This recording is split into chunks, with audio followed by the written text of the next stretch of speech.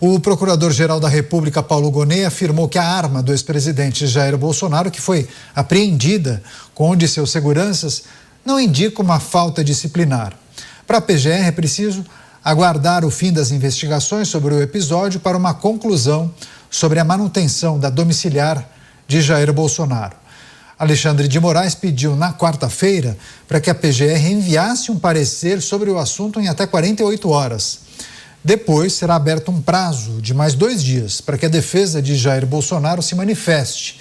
Só então o ministro vai tomar essa decisão sobre o futuro do ex-presidente.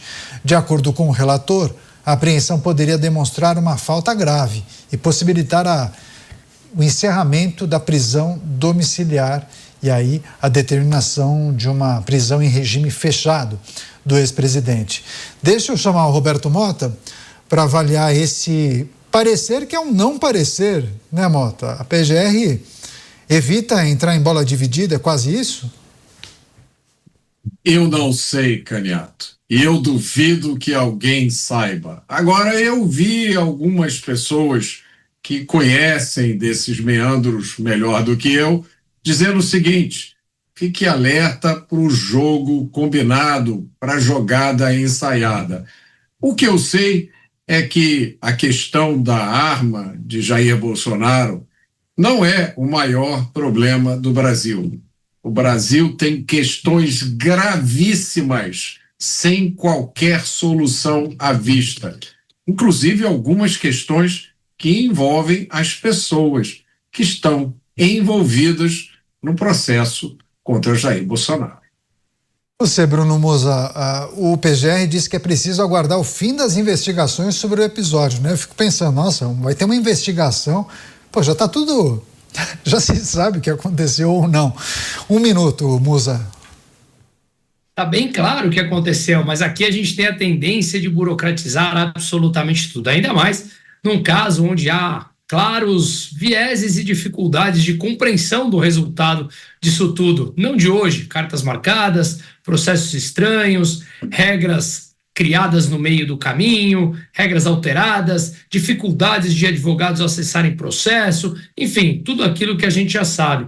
Me chama a atenção até que a PGR disse que só vai se comunicar ali depois, quando aguardar essas investigações. Não sei quais investigações também serão feitas, mas talvez, será que em algum outro caso ela já não teria se pronunciado antes mesmo, sem nenhum tipo de parte técnica envolvida?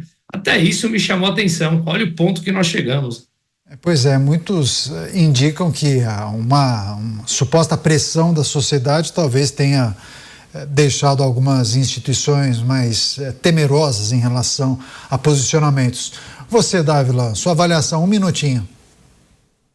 O problema é o seguinte, Caniato, qual é a regra que vale no Brasil hoje? Que regra que está em jogo?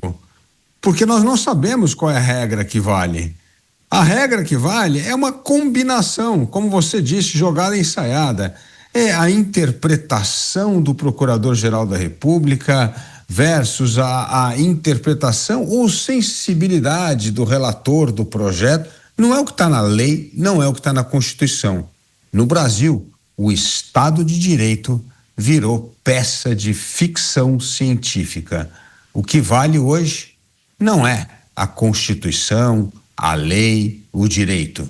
O que vale hoje é o voluntarismo pessoal que acaba guiando as decisões dos poderosos da República, sejam eles membros do Poder Judiciário, Executivo ou Legislativo.